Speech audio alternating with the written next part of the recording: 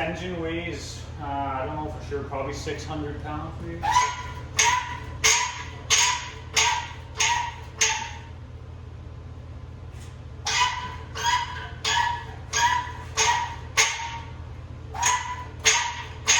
Excuse this pump jack.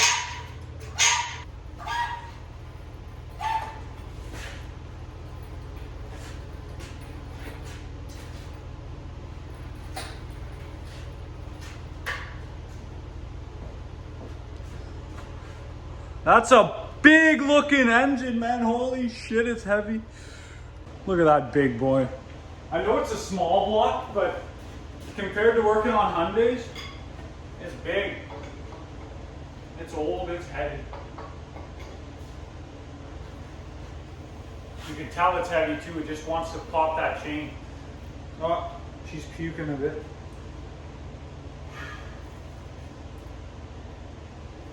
So that's the 305 cast iron block, original engine. I don't know what I'm doing with the truck yet. I don't know if I want to put a bigger engine or maybe rebuild this. I don't know. I need to figure out if it's a 2-bolt main or a 4-bolt main. So in my next videos, maybe I'll do something about that.